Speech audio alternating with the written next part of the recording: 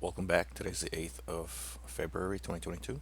I'd like to pick up on the second floor of this dome home design, drawing, set, and model, BIM model, building information model.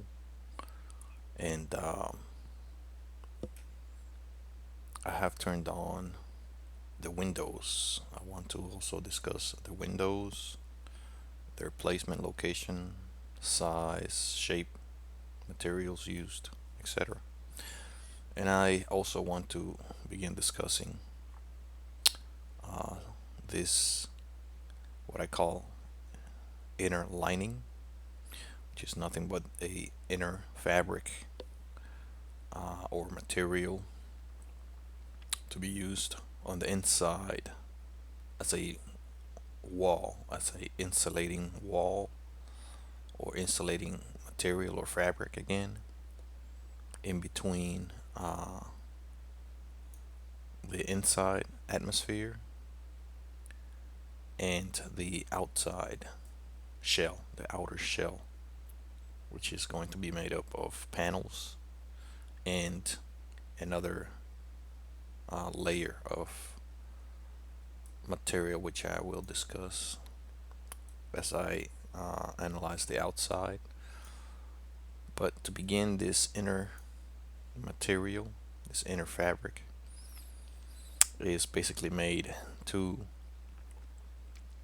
cover the insulating, whatever insulating material is used, sandwiched in between the inside, the inner fabric, and the outside layers of the shell, of the dome shell. So it needs to be, it's designed to be flexible, a flexible material that could be more like a fabric or cloth that could be attached, glued, or fastened to the inside of the struts. And I will turn on the struts so I can show you where those would be attached. Just on the second floor for now. So as you can see, that inside fabric would be attached to the inside right there, right here. That's just an attachment point right there. There would be, of course, a continuous attachment uh, throughout the length of each strut at various points or throughout, depending whether you bond it or glue it or attach it with fasteners of some sort. I have not decided yet on exactly what material this would be and what type of attachment. That would depend, of course, the material would depend, would basically tell you or rule what type of attachment would be needed, whether it's attachment or, again, bonding spots or bonding space or bonding, like a bonding strip of glue or cement or adhesive of some sort to securely attach and suspend this material on the inside of each one of those struts. And that's how that inside fabric would be suspended or held up on the shell itself and maintain whatever other insulating material. The insulating material would be either, you know, cut sheets of, whether it's that fiberglass or other material that's insulating, that's less harmful than fiberglass based insulator. It could be the type that's basically poured in, or it could be, again, the sheets, the cut sections, preferably about the size of each strut long, and then the size between each strut wide. That's just an idea. So that's the inside. The inside would of course stretch all the way from the bottom. The inside fabric would stretch all the way from the bottom, the floor of the bottom deck, all the way to the top, of course. And on top, as you've seen earlier, there is an opening. There is an opening that will remain open per the design.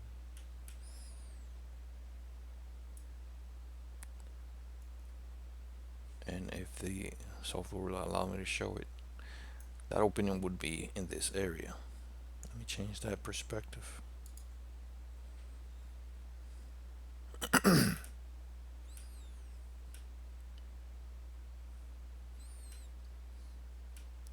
The opening would be in this area. Of course, it would be covered so that the elements don't leak in or fall in, like rain, direct sunlight, and ice, whatever snow may be present. So it will be well ventilated using the convection concept. Using again the large openings, like the large windows. These windows are about 5 foot by about 4 foot in dimension, so quite large. And using, of course, whatever ventilation comes in through the door or other narrow openings throughout. Of course, this is not going to be a airtight structure like every other home is not. So this will be no exception. There will be some sort of air coming in from maybe from the bottom or through small slits and cracks, and the air will circulate, of course, through the top. Will most likely rise since the inside is expected to be warmer than the average temperature of the air outside. Of course, because of habitation, because of just the way the sun hits it. Sunlight is going to hit the structure and warm it on the inside, so the air will rise and escape from this opening, thus allowing convection circulation of air, convection type circulation of air, and therefore cooling when hot outside and warming when cold outside. Pretty much regulating the temperature inside to the comfort of the people inside. So these windows, I have to fix that large gap right there. But the windows are made of plexiglass. I don't have I they're not designed to have a frame. They're designed to be made out of plexiglass entirely, and they're not made to be open and closed.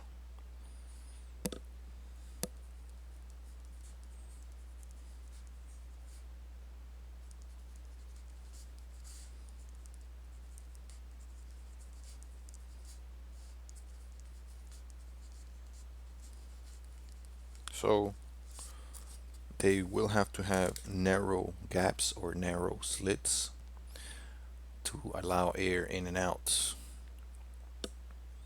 Perhaps up there where it is shielded and covered, sheltered from the weather.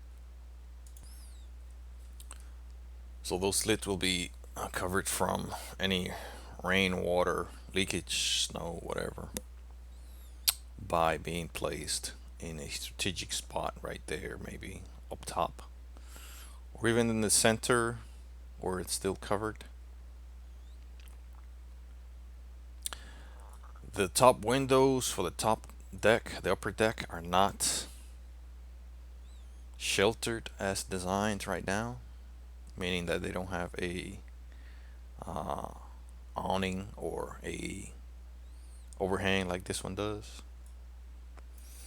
I may include that in future iterations or future versions of this design.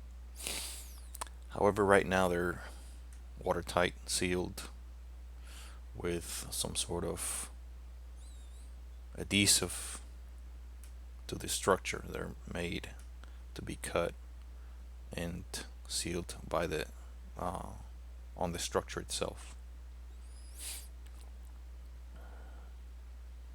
kind of like a car window would be. And it's the same for the windows here as well. They're designed to be attached with sealants with high endurance, high heat, high durability sealant.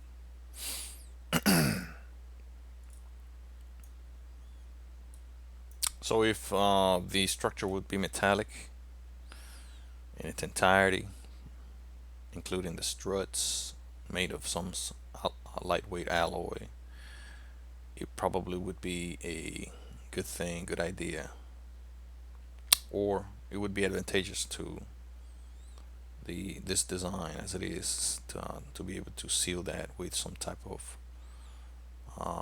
high endurance, high strength sealant.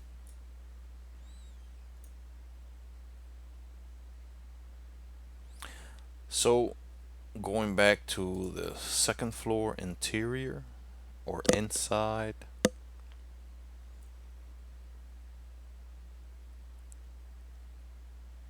I will turn off the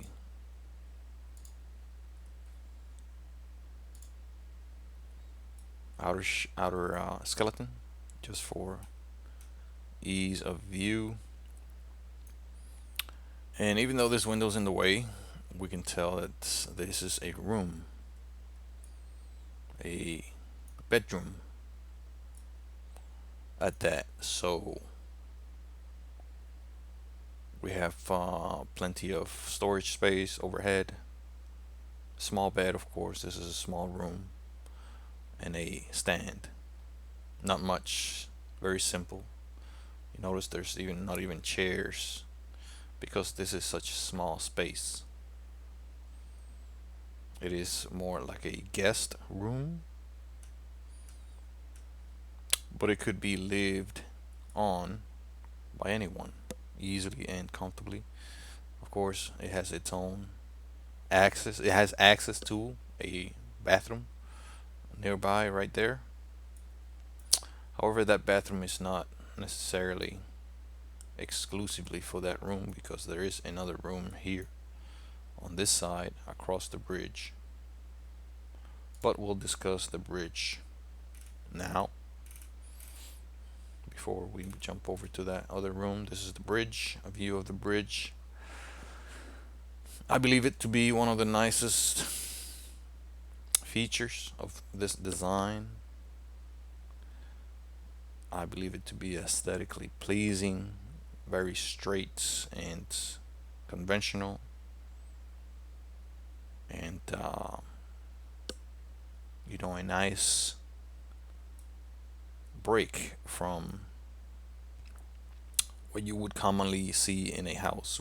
You commonly would not see, even in two-story buildings, two-story dwellings, you would not see a bridge anywhere. And seeing a bridge like this, I think, would be a refreshing and curious site. So jumping over to, of course, just the bridge is simple. It's made with several uh, 2x6 lumber members on the bottom for support. Of course, it is going to be supported by this very massive and substantial column or beam or pillar right in the middle, and is also supported by several other pillars of the same size as far as dimensions and cross section. About 5 pillars in total will support that bridge, so there is no question as to its integrity and its safety. So moving on to the other side, the right side from the entrance on the top of the building is another room that is designed not to be a bedroom as it is right now. Of course, it could be made into one, but it is designed to be some sort of an office or a working space or study. It has even a small storage area if the owner or the inhabitants wish it to be a bedroom. It can be.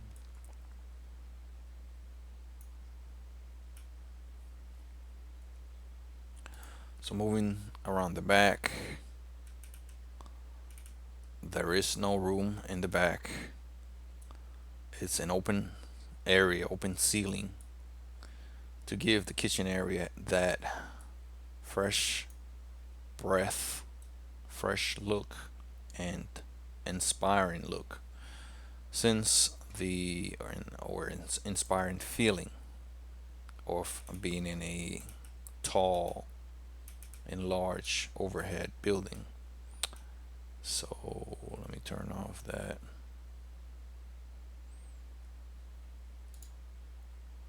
That tree which is right in the way.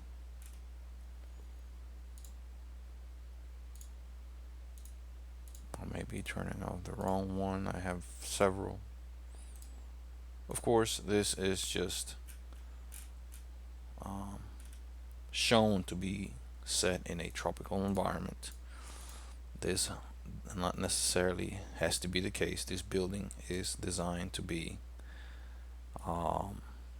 resistant and very comfortably fitted and resistant to any kind of weather, of course, except very extreme weather, such as the Arctic, perhaps, and the perhaps some deserts in the world may be a bit too rough for this structure that is not entirely made of concrete. Of course, if you're gonna be in the Arctic, you want to have a concrete structure. For the most part, if you're going to be in the Sahara, for example, you may want to have a concrete structure for the most part. Of this shape and size, of course. I mean, if we're talking about some other shapes, then yes, conventional materials may be sufficient. But this is not a conventional building. This is not a conventional shape. So that must be taken into consideration. This is the overview or top overhead view of the kitchen area. Of course, it's being blocked somewhat by the lighting, which we could easily turn off.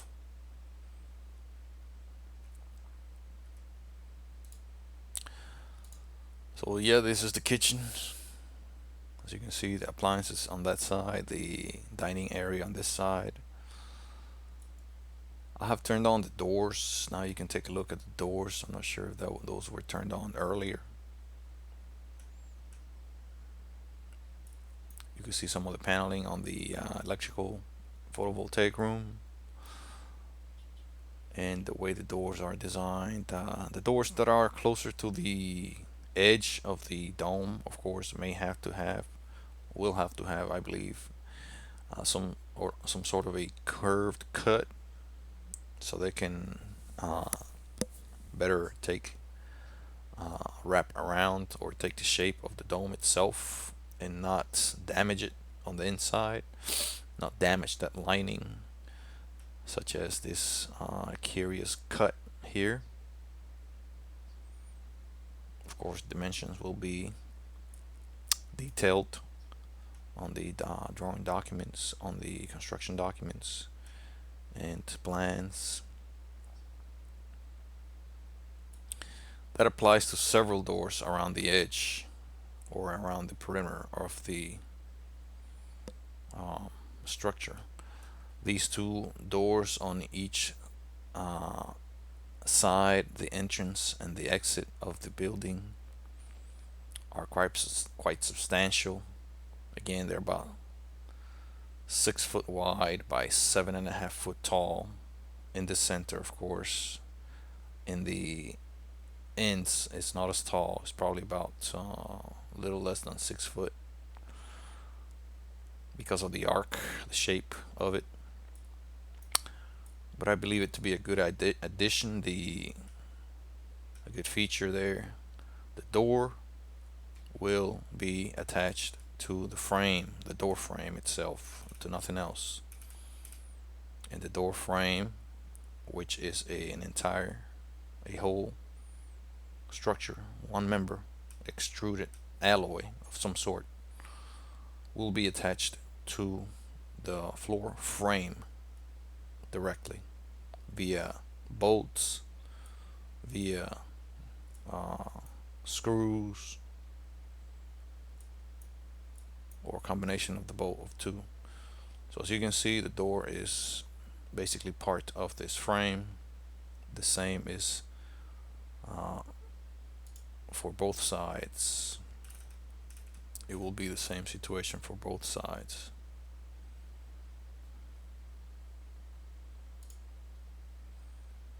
So this view right here probably allows you to see that a little bit. The door is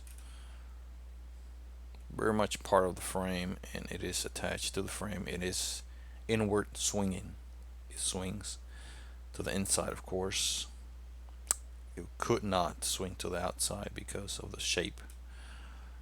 Um, so it is a conventional, common in swing door, double door, made of whatever material the builder or the owner would wish, whether it be an alloy to match the frame, or whether it be alloy sandwiched with some sort of other material inside, insulation, or even wood,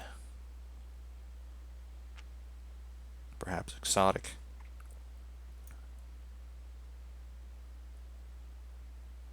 So that is the interior, my friends. Of course, I have not detailed every single aspect of this uh, design. It would take me several uh, hours, perhaps many hours, to do so. And that's why I made the construction documents and plans, the drawings for this building, as to detail every aspect, most aspects of the drawing. You can never detail everything so much. The drawing set would be several hundred pages, and no one would dare even attempt to build such thing, attempting to review so many documents.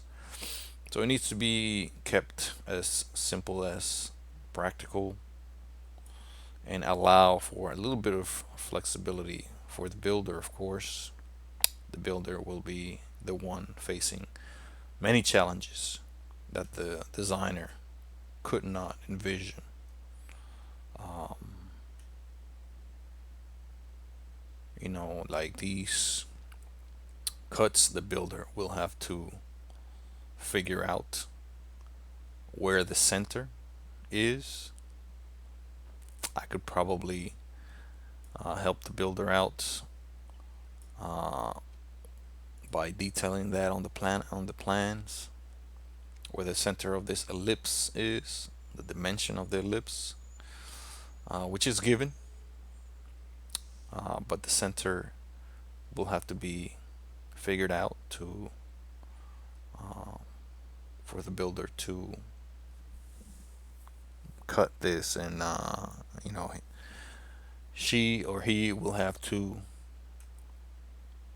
do that to each and every piece of plywood and match them. Probably have to piece them together before erecting them and cut them together or mark them together for cutting. And many other things, like the cutting of the manufacturing and cutting of this structure here, the door frame, is something that will have to be formulated. Perhaps it could easily be done by a third party vendor or manufacturer, or it could be excuse me, fabricated in-house by the builder itself. Same thing with these windows. These windows have complex angles, relatively complex angles, that need to be manufactured, cut. And I may simplify this design as my this evolution of this design progresses. So we'll pick it up next, looking at some other aspect of the outer skeleton, the outside framework, and we'll begin to see also some of the paneling and layers of the outside to start wrapping up, and the all important cap design for the dome.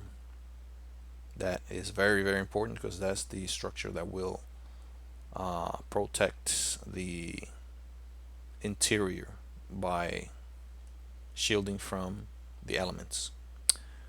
We'll see you next time. Thank you very much.